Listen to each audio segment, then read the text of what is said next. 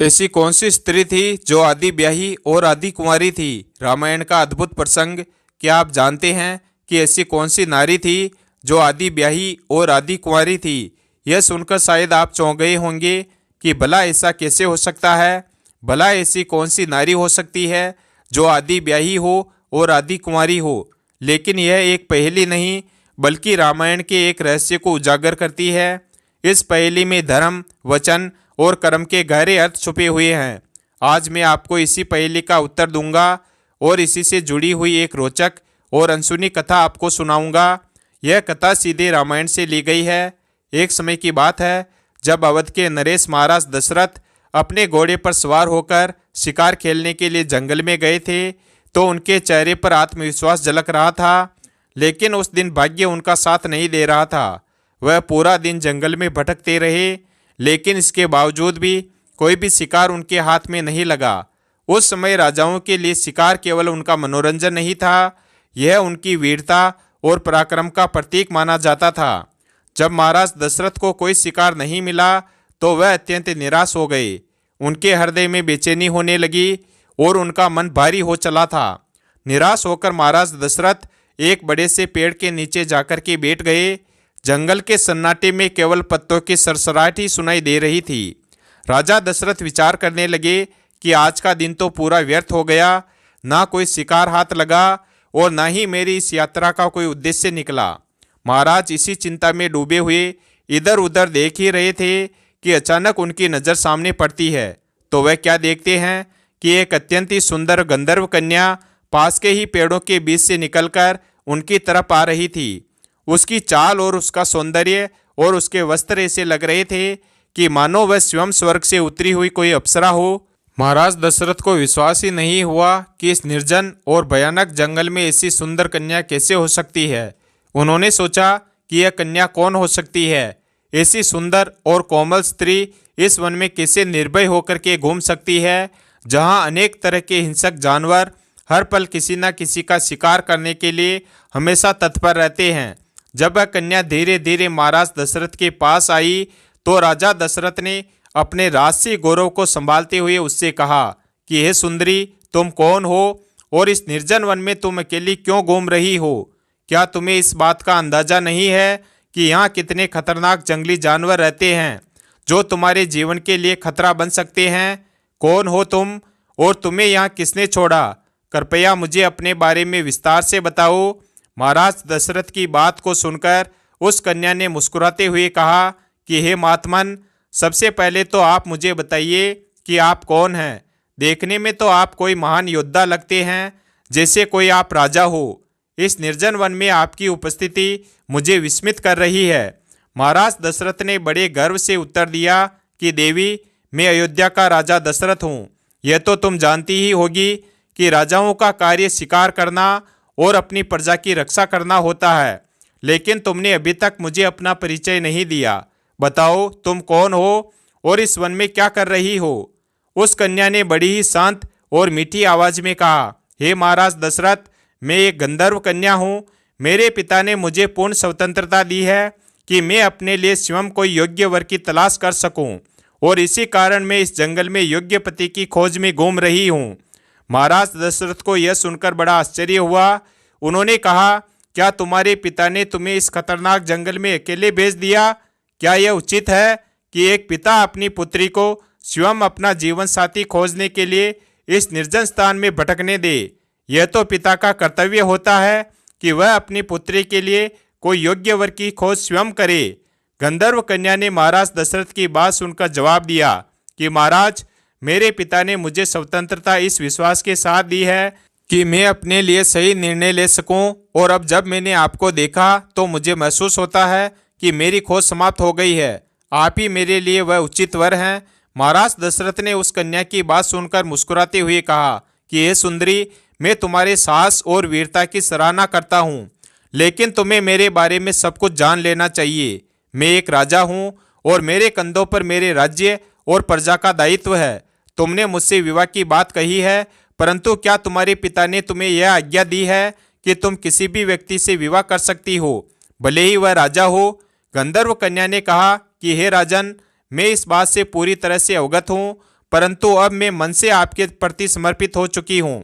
मैं आपसे विवाह करना चाहती हूँ और आपके साथ अपना जीवन बिताना चाहती हूँ। गंधर्व कन्या और महाराज दशरथ के बीच संवाद चलता रहा। महाराज दशरथ ने थोड़े आश्चर्य और चिंता के साथ कहा, हे सुंदरी, तुम्हारे पिता ने तुम्हें इतनी स्वतंत्रता कैसे दे दी? क्या यह पिता का कर्तव्य नहीं है कि वह अपनी पुत्री के लिए कोई योग्य वर खोजे? ऐसा कैसे संभव है कि तुम खुद निर्भय होकर के अपने लिए पति की तलाश करने इस सुनसान जंगल में भटक रही हो? अरे, परंपरा तो यही कहती है कि पिता अपनी बेटी के लिए वर चुने और उसी के साथ उसका विवाह संपन्न हो। महाराज दशरथ की बात सुनकर गंधर्व कन्या मुस्कुराई और शांत स्वर में बोली, हे राजन, मैं गंधर्व लोक की कन्या हूँ और हमारे लोक में यह नियम है कि पुत्री को अपने जीवन साथी का चुनाव करने का पूरा अधिकार होता है। मेरे पिता ने मुझे यह स्वतंत्रता इस विश्वास के साथ दी कि मैं अपनी पसंद से अपने लिए कोई योग्य वर चुन सकूं। यही कारण है कि मैं इस जंगल में निर्भय होकर के अपने पति की तलाश कर रही हूं। लेकिन अब जब मैंने आपको देखा तो मुझे विश्वास हो गया है कि मेरी खोज पूरी हो गई है। आप ही मेरे लिए योग्य वर हैं। महाराज दशरथ को गंधर्व कन्या का आत्मविश्वास और साहस बड़ा ही अद्भुत लगा, लेकिन वह थोड़ा व्यंग्य करते हुए कहने लगे कि अरे, यह तो वही बात हुई जो आजकल के लोग करते हैं। कोई लड़का या लड़की एक दूसरे को पसंद कर लेते हैं और अगर घर वाले राजी ना हो तो वे भागकर शादी कर लेते हैं। खैर, यह तो पुरानी बातें हैं, छोड़ो। मुझे यह बताओ कि तुमने मुझे ही क्यों चुना है? तभी गंधर्व कन्या ने कहा, हे राजन, मैंने आपको नहीं चुना है, मेरे मन ने आपको चुना है। जब मैंने आपको देखा तो मेरा हृदय जान गया कि आप ही मेरे जीवन साथी बनने के योग्य हो। आपका राजसी व्यक्तित्व, आपकी गरिमा और आपके भीतर की ताकत ने मुझे विश्वास दिलाया है कि आप ही मेरे लिए सबसे उपयोगी हैं। अब मैं आपसे विवाह करना चाहती हूँ। महाराज दशरथ यह सुनकर थोड़े गंभीर हो गए, लेकिन उनके मन में भी उस गंधर्व कन्या के प्रति आकर्षण पैदा हो चुका था। उसकी सुंदरता पर वह मोहित हो चुके थे। उन्होंने कहा कि हे गंधर्व कन्या, तुम्हारे साहस और प्रेम ने मुझे भी आकर्षित कर लिया है। मैं भी अब तुमसे विवाह करने के लिए तैयार हूँ। महाराज दशरथ उस गंधर्व कन्या को भोगना चाहते थे और इसीलिए कामातुर होकर के वह उस गंधर्व कन्या की तरफ बढ़ने लगे। महाराज दशरथ को अपनी तरफ आती हुई देखकर गंधर्व कन्या मुस्कुराई, लेकिन फिर वह थोड़ी गंभीर होकर के कहने लगी। उसने राजा दशरथ को रोककर कहा कि ठहरो राजन, विवाह तो मैं आपसे ही करूंगी, लेकिन मेरी एक शर्त है। अगर आप मेरी शर्त मानोगे तो ही मैं आपसे विवाह करूंगी। महाराज दशरथ ने उत्सुकता से पूछा कि बताओ, तुम्हारी क्या शर्त है? मैं उसे मानने के लिए तैयार हूँ। कहते हैं कामी, लोभी और लालची जब अपने स्वार्थ में चकनाचूर होते हैं तो फिर वह अच्छे बुरे का परिणाम भूल जाते हैं और ये भी भूल जाते हैं कि भविष्य में इसका परिणाम हमारे हित में होगा या अहित में होगा या मेरे दुख का कारण बनेगा। गंधर्व कन्या और महाराज दशरथ के बीच संवाद के दौरान कन्या ने दशरथ के सामने एक महत्वपूर्ण शर्त रख दी। उसने गंभीरता से कहा कि राजन, यदि आप चाहते हैं कि मैं आपकी इच्छा को स्वीकार करूं और आपसे विवाह करूं, तो आपको एक वचन देना होगा। मेरा पुत्र ही अयोध्या की राजगद्दी पर बैठेगा और यदि आप यह वचन देते हैं तो मैं आपके साथ विवाह करूंगी। महाराज दशरथ ने इस बात को बिना सोचे समझे ही स्वीकार कर लिया। उस समय उनके कोई संतान नहीं थी। उन्होंने सोचा कि शायद इससे कोई संतान पैदा हो सके। उनके मन में ये विचार आया कि एक विवाह के लिए यह वचन देना कोई बड़ी बात नहीं है। उन्होंने आत्मविश्वास भरी आवाज में कहा कि हे सुंदरी, मैं आपको वचन देता हूँ कि आपका पुत्र ही अयोध्या की राजगद्दी पर बैठेगा। अब आप प्रसन्न हो जाइए। गंधर्व कन्या यह वचन सुनकर के संतुष्ट हो गई। उसकी आंखों में एक चमक थी, मानो उसे अब अपने जीवन का उद्देश्य प्राप्त हो चुका था। महाराज दशरथ ने उसे भरोसा दिलाते हुए कहा कि अब मैं आपके पास तुरंत नहीं रह सकता। मैं अपने राज्य अयोध्या लौट करके बारात लाऊंगा, तब हम वैदिक रीति रिवाज से विवाह करेंगे। इसी तरह से आपका और मेरा विवाह संपन्न हो सकेगा। तब तक आप यहीं इसी वृक्ष के नीचे विश्राम करो, मैं जल्द ही लौट आऊँगा। गंधर्व कन्या ने महाराज दशरथ की बात सुनी और वह उसी वृक्ष के नीचे बैठ गई और महाराज दशरथ के लौटने का इंतजार करने लगी। उसने कहा, ठीक है महाराज, मैं आपका इंतजार करूंगी। मुझे पूरा विश्वास है कि आप अपना वचन जरूर निभाएंगे। महाराज दशरथ ने उसे एक बार और आश्वस्त किया और अपने घोड़े पर सवार होकर के अयोध्या के लिए निकल पड़े।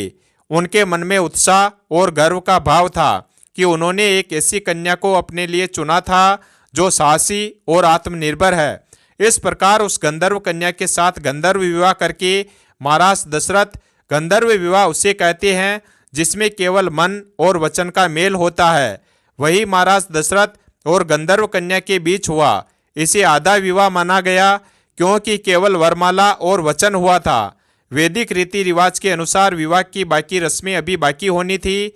महाराज दशरथ ने स्पष्ट कहा था कि वह बारात लेकर के आएंगे, तब पूरी तरह से सारी रस्में निभाई जाएगी, तब यह विवाह संपन्न माना जाएगा। गंधर्व कन्या ने महाराज दशरथ की बात पर विश्वास किया और वृक्ष के नीचे बैठकर शांत मन से उनकी प्रतीक्षा करने लगी। उधर महाराज दशरथ अपने राज्य अयोध्या के लिए लौट गए और यह सोचते हुए कि वह जल्द ही अपनी नई जीवन संगिनी को सम्मान पूर्वक अपने महल में लेकर के आएंगे। महाराज दशरथ जब गंधर्व कन्या से वादा करके अयोध्या को लौटे तो उनके मन में उत्साह था। उन्होंने तय किया था कि वह जल्द ही बारात लेकर के उस गंधर्व कन्या के पास लौटेंगे और वैदिक रीति रिवाज से विवाह को संपन्न करेंगे। लेकिन अयोध्या लौटने के बाद महाराज दशरथ अपने राजकीय कार्यों और परिवार की जिम्मेदारियों में ऐसे उलझ गए कि धीरे धीरे यह वचन उन्हें याद नहीं रहा। महाराज दशरथ के बारे में अधिकतर लोग यही जानते हैं कि उनकी 3 प्रमुख रानियां थी, कौशल्या, सुमित्रा और कैकेयी। इन तीनों रानियों का उल्लेख रामायण में प्रमुखता से किया गया है। लेकिन एक और भी बात है जिसमें बताया गया है कि महाराज दशरथ की कुल 760 रानियां थी। जगदीश रामायण में इस बात का वर्णन है। उन रानियों में से ये रानियां विशेष थी जिन्हें पटरानियों का दर्जा प्राप्त था। यही कारण है कि रामायण और अन्य ग्रंथों में केवल इन्हीं का उल्लेख किया गया है। लेकिन अन्य रानियां भी महाराज दशरथ के जीवन का महत्वपूर्ण हिस्सा थी। उनके साथ दशरथ जी का अलग अलग संबंध था और वे सभी उनके महल की शोभा बढ़ाती थी। जब महाराज दशरथ अयोध्या लौटे तो अपनी 760 रानियों में खो गए। हर दिन महल में कोई ना कोई उत्सव होता, कहीं ना कहीं कोई आयोजन होता था। वह अपने परिवार के साथ व्यस्त हो गए कि धीरे धीरे गंधर्व कन्या से किया गया वचन उनके मन से मिटने लगा। उनकी 3 प्रमुख रानियां कौशल्या, सुमित्रा और कैकेयी हर समय उनकी सेवा में लगी रहती थी। राजमहल के अन्य कामकाज और प्रजा के कल्याण के कार्यों में दशरथ जी इतने उलझ गए थे कि जंगल में वृक्ष के नीचे प्रतीक्षा कर रही उस गंधर्व कन्या का उन्हें ध्यान ही नहीं रहा। गंधर्व कन्या ने महाराज दशरथ पर विश्वास करके उन्हें वचन दिया था कि वह उनका इंतजार करेगी। लेकिन दशरथ जी अपने महल के वैभव, रानियों के प्रेम और राजकीय कार्यों में ऐसे मगन हुए कि उन्होंने उस गंधर्व कन्या से किया गया वादा पूरी तरह से भुला दिया। उधर जंगल में वह गंधर्व कन्या दशरथ जी की प्रतीक्षा करती रही। हर दिन उसे लगता था कि महाराज दशरथ बारात लेकर के आएंगे और उसे अपने साथ ले जाएंगे। लेकिन जैसे जैसे समय बीतता गया उसके मन में निराशा बढ़ती गई। इस प्रकार से महाराज दशरथ अपनी व्यस्तता में गंधर्व कन्या के वचन को भूल चुके थे और अपने वर्तमान जीवन में मगन रहने लगे। गंधर्व कन्या ने राजा दशरथ के वचन का पूरा विश्वास किया था। वह उस वृक्ष के नीचे बैठकर उनकी प्रतीक्षा करती रही। समय बीतता गया और दशरथ जी अपने वादे को भूलकर अपने राज कार्यों में उलझ गए और अपनी रानियों के प्रेम में खो गए। गंधर्व कन्या के लिए यह प्रतीक्षा असहनीय होती चली गई। उसने सोचा कि दशरथ जी ने वचन दिया है और राजा का वचन कभी झूठा नहीं हो सकता, लेकिन वे अब तक क्यों नहीं आए। इसी सोच में डूबी गंधर्व कन्या ने उसी वृक्ष के नीचे तपस्या करना शुरू कर दिया। वह अपने मन को शांत रखते हुए भगवान से प्रार्थना करने लगी कि महाराज दशरथ अपना वचन निभाएंगे। कई दिनों और रातों तक वह तपस्या करती रही। उसकी तपस्या इतनी गहन थी कि उसने अपना शरीर तक वहीं बैठे बैठे त्याग दिया। इस घटना को मतंग ऋषि, जो उसी जंगल में तपस्या कर रहे थे, वह देख रहे थे। वे कन्या के त्याग और तपस्या से बहुत प्रभावित हुए। जब मतंग ऋषि ने देखा कि गंधर्व कन्या ने प्राण त्याग दिए हैं तो वे उसके पास पहुंचे। उन्होंने ध्यान लगाकर उसके जीवन के उद्देश्य और दशरथ जी के साथ हुए संवाद को समझा। फिर उन्होंने उसकी हड्डियों से खड़ाऊ बनवाए। मतंग ऋषि ने मन ही मन सोचा, यह कन्या जिस वचन के लिए जी रही थी वह पूरा होना चाहिए था। महाराज दशरथ ने उसे राजगद्दी से जोड़ने का वादा किया था और यह खड़ाऊ ही अब उस वचन को पूरा करेंगे। खड़ाऊ बना करके मतंग ऋषि अपने शिष्य अत्रि ऋषि के पास गए उन्होंने खड़ाऊ अत्रि मुनि को सौंपते हुए पूरी घटना सुनाई। उन्होंने कहा कि हे अत्रि, यह खड़ाऊ उस गंधर्व कन्या के हैं जिसने राजा दशरथ के वचन पर विश्वास किया था और अपने प्राण त्याग दिए। अब यह खड़ाऊ उस वचन को पूरा करेंगे। इन्हें किसी ऐसे योग्य व्यक्ति को दे देना जो इनका सम्मान पूर्वक उपयोग कर सके। अत्रि मुनि ने श्रद्धापूर्वक खड़ाऊ को स्वीकार कर लिया और उन्हें अपने आश्रम में रख लिया। उधर महाराज दशरथ अपने वचन को भूल चुके थे। समय बीतता गया और दशरथ जी के घर में भगवान राम का जन्म हुआ। भगवान राम बड़े हुए और एक दिन कैकेयी के कहने पर उन्हें वनवास का आदेश मिला। भगवान राम, माता सीता और लक्ष्मण तीनों वनवास पर चले गए। वन में घूमते हुए वे अत्रि ऋषि के आश्रम में जा पहुंचे। अत्रि ऋषि और उनकी पत्नी माता अनसुईया ने राम, लक्ष्मण और सीता का स्वागत किया। माता अनसुईया ने माता सीता को दिव्य वस्त्र और आभूषण दिए और उन्हें जीवन के कई उपयोगी ज्ञान भी सिखाए। जब राम आश्रम से जाने वाले थे तो अत्रि मुनि ने सोचा कि अब समय आ चुका है, इन खड़ाऊ को सही व्यक्ति को सौंप देना चाहिए। उन्होंने वही खड़ाऊ भगवान राम को भेंट करते हुए कहा कि हे राम, यह खड़ाऊ मतंग ऋषि के द्वारा बनाए गए हैं। इनका बड़ा महत्व है, इन्हें अपने पास रखो और उचित रूप में इनका उपयोग करो। भगवान राम ने उन खड़ाऊ को बड़े आदर के साथ स्वीकार किया और उन्होंने जान लिया कि यह खड़ाऊ किसी विशेष उद्देश्य के लिए है। भगवान राम ने उन्हें अपने साथ रखा और मतंग ऋषि भी वहीं पर पहुंच जाते हैं। मतंग ऋषि ने अपने शिष्य अत्रि ऋषि को धन्यवाद दिया और कहा कि तुमने जो यह खड़ाऊ भगवान राम को दिए, यही काम उचित था, इन्हीं को देने थे। फिर भगवान राम ने उन खड़ाऊ को अपने पैरों में नहीं पहना, उन्हें अपने पैरों की जूती नहीं बनाया। उन खड़ाऊ को एक वस्त्र में लपेट करके अपने भाई लक्ष्मण को दे दिए और कहा कि हे लक्ष्मण, इन खड़ाऊ को अपने पास में रखो, इन्हें पैरों में नहीं पहनना है, आगे जंगल में नंगे पैरों ही चलना है, हम इन्हें नहीं पहनेंगे। बताया जाता है कि भगवान राम, लक्ष्मण और माता सीता जब चित्रकूट में मौजूद थे, उस समय राम के वनवास के निर्णय से हर कोई अयोध्या में दुखी था, लेकिन सबसे अधिक दुखी थे भरत। अपने बड़े भाई के बिना अयोध्या के राजमहल सोने लगने लगे थे। भरत ने अपने मन में निश्चय कर लिया था कि वह राम से मिलने चित्रकूट जाएंगे और उन्हें वापस लेकर के अयोध्या आएंगे। भरत जी ने अयोध्या से चित्रकूट की यात्रा की। उनके साथ गुरु वशिष्ठ जी और कई अन्य राज परिवार के सदस्य भी मौजूद थे। जब भरत जी चित्रकूट पहुंचे तो उन्होंने राम को देखा। राम वनवासी भेष में थे और उनके साथ लक्ष्मण और माता सीता थी। भरत जी ने अपने भाई को इस अवस्था में देखा तो उनकी आंखों में आंसुओं की धारा बहने लगी। भरत जी ने राम के चरणों में गिरकर कहा कि भैया, आप यह सब क्यों सह रहे हैं? आप जैसे धर्मपरायण राजा को वन में रहने की क्या आवश्यकता है? आप कृपा करके अयोध्या में लौट चलें और राज सिंहासन पर बैठकर राज्य का संचालन करें। मैं अयोध्या का राजा बनने के योग्य नहीं हूँ। राम ने भरत को उठाते हुए कहा कि भरत, तुम्हारा यह प्रेम मेरे लिए अनमोल है, लेकिन तुम यह क्यों बोल रहे हो कि यह वनवास मुझे पिताजी के वचन को निभाने के लिए मिला है? धर्म का पालन करना मेरा सबसे बड़ा कर्तव्य है। यदि मैं इस समय अयोध्या लौट गया तो पिताजी का वचन अधूरा रह जाएगा और यह मेरे लिए सबसे बड़ा अधर्म होगा। भरत ने भावुक होकर कहा, भैया, मैं पिताजी के निर्णय का सम्मान करता हूँ, लेकिन उनके जाने के बाद अयोध्या एक यतीम राज्य बन चुका है। प्रजा आपके बिना दुखी है। अगर आप वापस नहीं गए तो अयोध्या बर्बाद हो जाएगी। क्या यह आपका धर्म नहीं है कि आप प्रजा की रक्षा करें? कृपया मेरी विनती को स्वीकार कीजिए।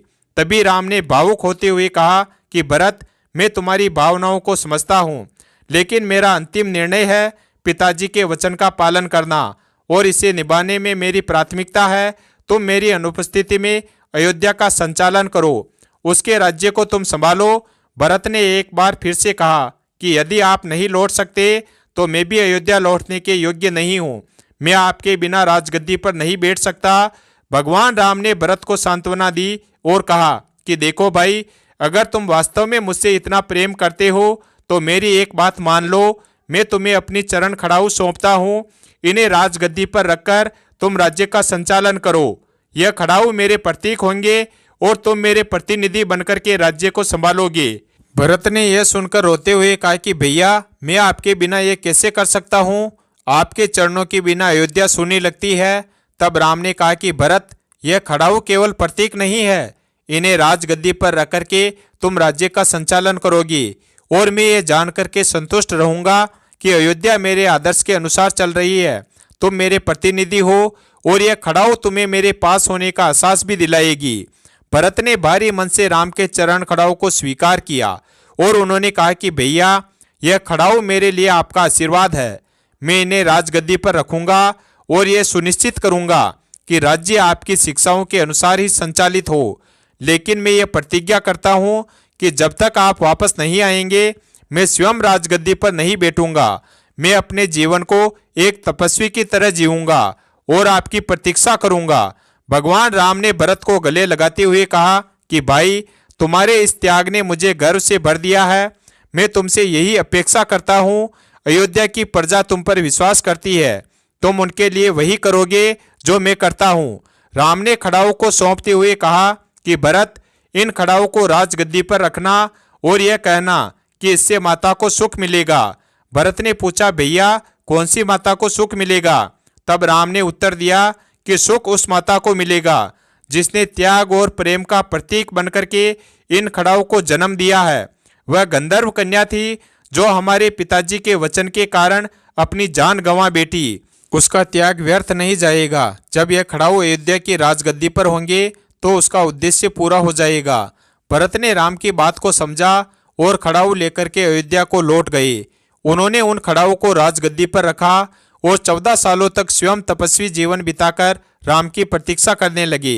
फिर भगवान राम वनवास से वापस लौटे तो उन्होंने भरत की सराहना की और अयोध्या की राजगद्दी संभाली।